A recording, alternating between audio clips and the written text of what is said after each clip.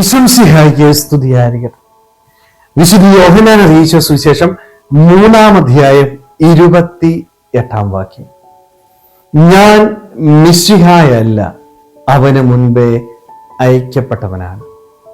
ഇന്ന് വിശുദ്ധ John Maria വിയാനിയുടെ തിരുനാളിന്റെ മംഗളങ്ങൾ ഏറെ സ്നേഹത്തോടുകൂടി ഏവർക്കും നേരുന്നു. പ്രത്യേകിച്ച് നമുക്കറിയാം, ഇത് വൈദികരുടെ മധ്യസ്ഥനാണ് വിശുദ്ധ ജോൺ മരിയ വിയാനി. അതുകൊണ്ട് നിങ്ങളുടെ പ്രാർത്ഥനയിൽ ഇന്ന് പ്രത്യേകമായിട്ട് നിങ്ങളെ എല്ലാവരെയും ഓർക്കണം. ഇന്ന് മാത്രമല്ല കേട്ടോ, എല്ലാ ദിവസവും കുരിശ് വരയ്ക്കുമ്പോൾ ഒരു രഹസ്യം വൈദികർക്ക് വേണ്ടി പ്രാർത്ഥിക്കാനായിട്ട് നിങ്ങൾ മാറ്റിവെക്കണം. കാരണം ഞങ്ങളുടെ ജീവിതത്തിൽ കുറവുകളുണ്ട്, പോരായ്മകളുണ്ട്, ബലഹീനതകളുണ്ട്. ഞങ്ങൾ ചെയ്യുന്ന ഓരോ പ്രവൃത്തിയും ഒരിക്കലും ഞങ്ങളുടെ കഴിവ് കൊണ്ട് മാത്രം ചെയ്യുന്നതല്ല. അവിടെയൊക്കെ ദൈവത്തിന്റെ അനുഗ്രഹം വേണം. ദൈവത്തിന്റെ അനുഗ്രഹം ഞങ്ങൾക്ക് ലഭിക്കണമെങ്കിൽ ഉറപ്പായിട്ടും നിങ്ങളുടെ പ്രാർത്ഥന ഞങ്ങളുടെ ജീവിതത്തിൽ ഏറ്റവും പ്രധാനപ്പെട്ടതാണ്. അതുകൊണ്ട് വൈദികർക്ക് വേണ്ടി, ഞങ്ങൾക്ക് എല്ലാവർക്കും വേണ്ടി നിങ്ങൾ ആത്മാർത്ഥമായിട്ട് പ്രാർത്ഥിക്കണമേ എന്ന് ഇന്ന് ഓർമ്മിപ്പിക്കുകയാണ്. അതുപോലെ തന്നെ ഇന്നത്തെ വചനത്തില് സ്നാപക യോഹന്നാൻ ഉണ്ടായിരുന്ന ഒരു ഗുണം കൃത്യമായിട്ട് ഓർമ്മിപ്പിക്കുന്നുണ്ട് അല്ലെ.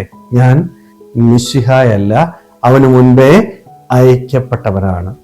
താൻ ആരാണ് എന്നുള്ള തിരിച്ചറിവ് അവനുണ്ടായിരുന്നു. ഈ തിരിച്ചറിവാണ് അവന്റെ ജീവിത വിജയത്തിന്റെ അടിസ്ഥാനം എന്ന് പറയുന്നത്. ഒരുപക്ഷെ നമുക്കൊക്കെ ഇന്ന് നഷ്ടപ്പെട്ടു പോയിരിക്കുന്നതും ഇതേ നമ്മൾ ആരാണ്? ഞാനൊരു വൈദികനാണ്, ഞാനൊരു സന്യസ്തയാണ്, ഞാൻ കുടുംബജീവിതം നയിക്കുന്ന ഒരു വ്യക്തിയാണ്, ഞാനൊരു യുവാവാണ്, യുവതിയാണ്, ഞാനൊരു കുട്ടിയാണ്.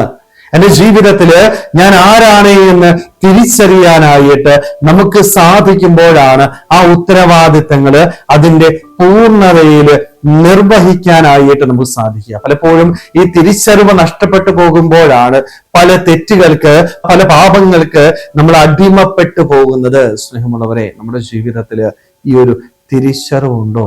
നമ്മളൊക്കെ ആരാ? നമ്മൾ ഏറ്റവും ആദ്യം ദൈവത്തിന്റെ മകനും മകളും ആട്ടോ. അവന്റെ മകനും മകളുമായിട്ട് നമ്മൾ ജീവിക്കുമ്പോൾ ആ സ്ഥാനത്തിന് യോജിച്ച ജീവിതം നയിക്കാനായിട്ട് എനിക്ക് സാധിക്കണം. നമ്മൾ ആരാണ് എന്ന് തിരിച്ചറിയുമ്പോഴാണ് നമ്മുടെ ജീവിതത്തിൽ നിന്ന് പാപം കടന്നു പോകുന്നത്, നന്മകൾ കടന്നു വരും. അവിടെ നന്മ പ്രവർത്തിക്കാനായിട്ട് എന്റെ ജീവിത അന്തസ്സിനടുത്ത് ഈ ഭൂമിയിൽ വ്യാപരിക്കാനായിട്ട് നമുക്ക് സാധിക്കുക. ദൈവം നമ്മളോട് കണക്ക് ചോദിക്കുന്നതും നമ്മുടെ ജീവിത അന്തസ്സിനടുത്ത വൈദികനായ എന്നോട് കണക്ക് ചോദിക്കുന്നത് പോലെയല്ല കുടുംബജീവിതം നയിക്കുന്ന വേറൊരാളോട്. സ്നേഹമുള്ളവരെ, അതുകൊണ്ട് നമ്മുടെ ജീവിതത്തിന്റെ അവസ്ഥകള് എന്താണ് എന്ന് തിരിച്ചറിയാം. നമ്മൾ ദൈവത്തിന്റെ മകനും മകളുമാണെന്ന് തിരിച്ചറിയുവാനായിട്ട് നമ്മൾ ജീവിത അന്തസ്സിനടുത്ത് ഈ ഭൂമിയിൽ വിശുദ്ധിയോടുകൂടി ജീവിക്കുവാനായിട്ട് നമ്മൾ ആരാണ് എന്ന തിരിച്ചറിവില് ദൈവത്തോട് ചേർന്നിരുന്ന് ഈ ഭൂമിയിൽ എപ്പോഴും സന്തോഷത്തോടുകൂടി ജീവിച്ച് ദൈവം നമ്മളെ ഏൽപ്പിക്കുന്ന ഉത്തരവാദിത്തങ്ങള് വിശ്വസ്തയോടുകൂടി നിർവഹിക്കുവാനായിട്ട് നമുക്ക് ഓരോരുത്തർക്കും ആത്മാർത്ഥമായിട്ട് ആഗ്രഹിക്കാൻ പരിശ്രമിക്കാം. ദൈവം നമ്മളെല്ലാവരെയും സമൃദ്ധമായിട്ട് അനുഗ്രഹിക്കട്ടെ. ആമേൻ.